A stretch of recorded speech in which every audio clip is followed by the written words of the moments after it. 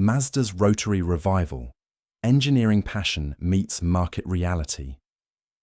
This is the story of how Mazda brought back their legendary Rotary engine after 11 years, convinced it could offer a real alternative in the age of electric vehicles, and what actually happened when that promise met the market.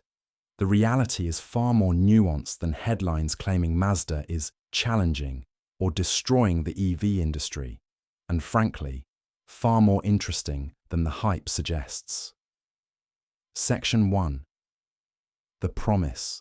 January 2024, at the Tokyo Auto Salon marked a turning point when Mazda CEO Masahiro Moro stepped before the automotive press and made an announcement that sent ripples through the car enthusiast community. His words carried weight. "I am deeply moved by all the support and encouragement I have received for the compact sports car concept. And with your encouragement, we are launching a Rotary engine development group on February 1st. Anyone who'd followed Mazda's journey knew this mattered. The Rotary engine, that unique spinning triangle design that sounds like nothing else on the road, had been dead for over a decade after the last one rolled off the production line on June 22nd, 2012, when the RX-8 finally ended production. Now, 36 engineers would gather in one dedicated group, tasked with making what Mazda called a breakthrough in the research and development of Rotary technology. But Moro wasn't declaring war on electric vehicles, and that's what's important to understand here. What he articulated was Mazda's multi-pathway approach to electrification, and he's been clear that EVs will comprise only 25 to 40% of Mazda's worldwide sales by the end of the decade, well below industry averages. He's even called Mazda an intentional follower in the EV space, which tells you everything about their strategy. Section 2. What they actually built.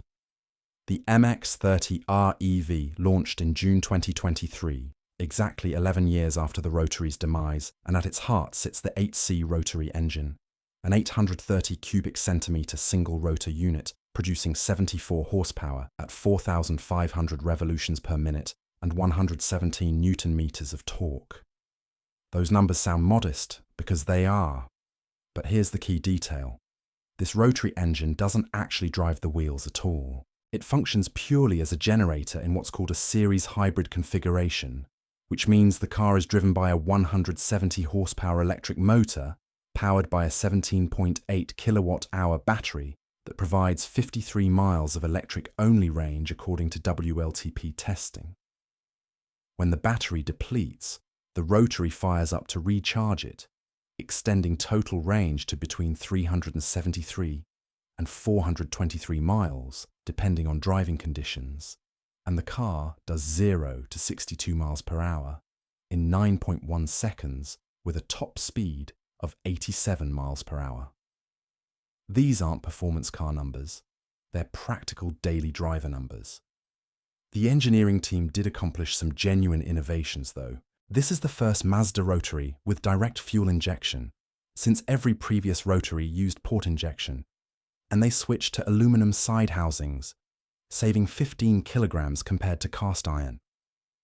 The compression ratio hit 11.9 to 1, the highest of any Mazda Rotary ever produced, compared to 10 to 1 in the RX-8, and the engine runs in a narrow 2,000 to 4,500 RPM band, optimized for efficiency rather than the high revving characteristics that made previous Rotaries so thrilling to drive. This represents a fundamental rethinking of what a Rotary engine is for. Section 3. The market responds. The story takes a sobering turn when you look at the sales numbers. Through November 2024, the MX-30R EV sold approximately 1,070 units in Europe, and that's total sales, not monthly or even quarterly figures, while the pure battery electric version of the MX-30 managed only 283 units in the same period. America tells an even starker story. The MX-30 REV was never sold in the United States at all, and the non-Rotary electric version sold about 599 units total before being discontinued in July 2023. The reason the Rotary version wasn't offered comes down to emissions compliance failures, because Mazda couldn't get it to meet US regulations. CEO Moro acknowledged this directly in a December 2024 interview with Automotive News, stating the single-rotor 8C engine is unlikely to meet expectations for a high-performance sports car in the American market, and that achieving emissions compliance remains a significant challenge, though he claimed they are very close. For context, the RX-8 produced 192,094 units over its 9-year production run from 2003 to 2012, with the peak year in 2004 seeing 23,690 units, which means current Rotary production represents a tiny fraction of that baseline.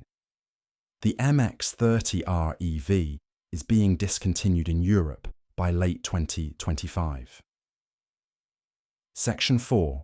The efficiency problem. The reason the Rotary struggles in today's market comes down to fundamental thermodynamics. Rotary engines achieve approximately 20 to 25% thermal efficiency. Modern piston engines achieve 25 to 35%, and electric motors hit around 95% from battery to wheel. Japanese automotive publication Nippon.com reported the MX-30 REV achieves 15.4 km per litre fuel economy, and directly compared this to the Toyota RAV 4 plug-in hybrid at 22.2 km per litre, and the Prius plug-in hybrid at 26 km per litre, calling the Mazda clearly inferior. Real-world testing by Inside EVs showed only 280 miles of predicted range versus the 423-mile WLTP claim, with approximately 32 miles per gallon when running on the generator alone, which is no better than many conventional gasoline SUVs. Transport and Environment, a European clean mobility advocacy group, released analysis in July 2025 stating, after battery depletes, extended range EVs consume 6.4 litres per 100 kilometres, no better than a conventional petrol SUV. And they characterised extended range EVs as a costly detour, while warning they risk repeating the failures of plug-in hybrids if owners don't regularly charge them. Mazda's technical team acknowledges these challenges openly. Engineer Yoshiaki Noguchi outlined 3 priorities for making the Rotary work in the modern era: making it lighter, more fuel efficient, and more reliable, and the team claims a 25% improvement in fuel economy through direct injection and optimized combustion. But absolute efficiency remains below piston alternatives. Section 5. The divided expert opinion. The automotive press and industry experts have been split on whether Mazda's approach makes any sense at all, and the divide runs deep. Some argue the Rotary's compact packaging enables better EV-first vehicle design. Clean Technica suggested the approach might succeed where others have failed, because most plug-in hybrid drivers are lugging around a big, heavy piston engine they're not using, whereas the Rotary is small and light. And the engineer characterized it as aimed at the transition period, where charging infrastructure remains patchy. The other camp questions whether the technology addresses any real market need. Top Gear called the MX-30 Mazda's worst car, with a Rotary described as dead tech, while Inside EVS questioned whether Mazda should have simply not bothered with the tiny Wankel generator, and instead installed a bigger battery and more range. The debate isn't just academic because it reflects genuine uncertainty about whether there's a viable business case for Rotary technology in 2025. Section 6. Mazda's broader struggles. Understanding the Rotary's comeback requires understanding Mazda's position in the global automotive market, and that position is precarious. Electric vehicles represent about 20% of Mazda's current catalogue, but they comprise under 1% of the company's global sales through September 2024. The company actually reduced planned EV investment from $13.3 billion to to $10 billion, which AutoWeek reported in 2024, and CEO Moro attributed this to demand uncertainty. Mazda's China business has essentially collapsed over recent years. Sales fell to 84,000 units in fiscal year 2023, down 50% from 2022, and to just 20,000 in the first quarter of fiscal 2024, down another 17% year over year. And this is a company that sold 321,000 units in China in 2017. The company itself attributes this collapse to a dearth of EV models, which tells you everything about what went wrong. Meanwhile, global EV sales reached approximately 17 million units in 2024, representing over 20% market share, up from 14 million at 18% in 2023, and China accounts for 60% of global EV sales, Europe 25%, and the United States 10%. Mazda is barely participating in the fastest growing segment of the automotive market. Section 7. The iconic SP, a glimpse of hope.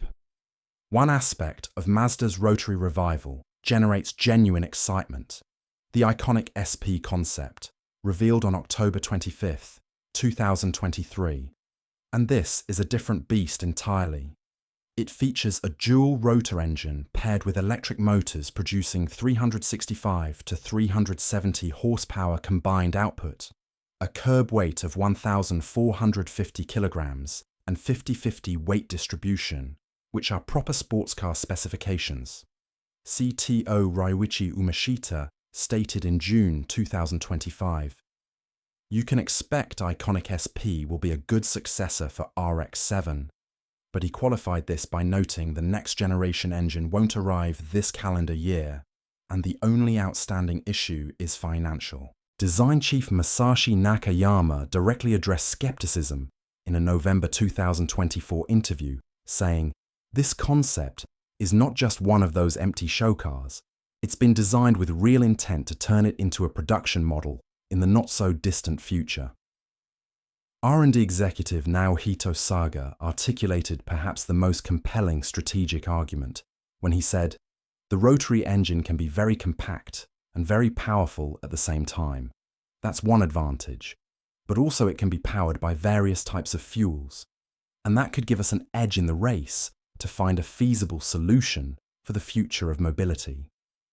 This fuel flexibility argument, including hydrogen, synthetic fuels, and biofuels, may prove more defensible than efficiency claims in certain markets or regulatory environments. Section 8. The heritage factor. Mazda has actually accomplished something significant from a purely technical and historical standpoint, and that deserves acknowledgement. The company licensed Wankel technology in 1961 and launched the Cosmos Sport 110S in 1967 as its first production rotary vehicle, and the RX-7 sold across 3 generations from 1978 to 2002, with the first generation FB selling over 470,000 units, making it the best-selling rotary vehicle ever. The 787B's 1991 Le Mans victory remains the only overall win by a rotary-powered car, a record that still stands. Mazda announced reaching 2 million cumulative rotary engines produced on October 30, 2023, a milestone that represents decades of commitment to technology that no other mainstream manufacturer pursued. When CTO Ichiro Hirose spoke about the new development team in February 2024, he noted that, for the last 6 years, rotary engineers have been part of the engine development organization, where they engaged in the development of state-of-the-art internal combustion engine functions, which means the rotary team hadn't been idle during the 11-year production gap. They'd been learning and preparing.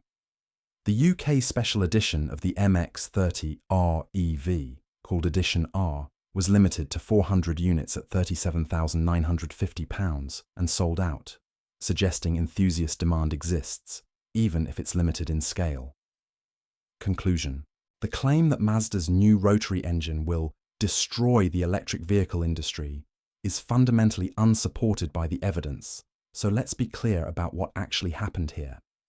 Mazda created a series hybrid where a small rotary engine serves as a generator for an electrically driven vehicle, which means it's still an electric vehicle at its core, because the rotary never mechanically drives the wheels. Official executive statements consistently frame rotary technology as complementary to EVs within their multi-pathway approach, not as a replacement for electrification, and that matters when evaluating these headlines. The commercial performance has been disappointing across every metric. Approximately 1,070 units sold in Europe through November 2024. Zero sales in the United States due to emissions compliance failures, and discontinuation scheduled for late 2025, while the efficiency numbers are inferior to competing plug-in hybrids from Toyota and others. The business case remains unproven. What is verified paints a different picture, though. Mazda has successfully revived rotary production after an 11-year gap, established a dedicated 36-engineer development team, achieved meaningful technical improvements in reliability and efficiency, and confirmed production intent for a sports car successor in the iconic SP, and enthusiast interest exists at limited scale. What remains speculation includes whether the iconic SP will actually reach production, when it might arrive, how much it will cost, and whether the business case will ultimately support manufacturing at meaningful volumes, because none of those questions have answers yet. The rotary engine's return is best understood as a heritage preservation project for a small, passionate enthusiast community, rather than a commercially significant alternative to mainstream electrification. It's a love letter to Mazda's past and a bet on a niche future where fuel flexibility and compact packaging matter more than absolute efficiency, and that's not necessarily a bad thing. Whether that bet pays off depends on questions that can't yet be answered. Will emissions regulations allow rotary sports cars to exist?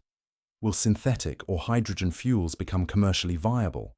Will enough enthusiasts pay premium prices to sustain low-volume production?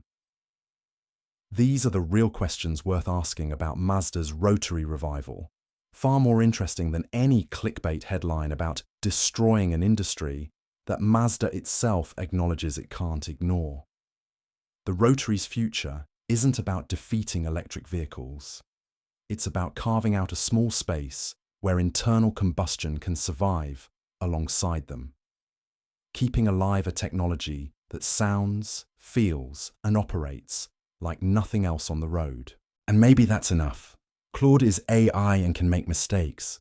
Please double-check responses.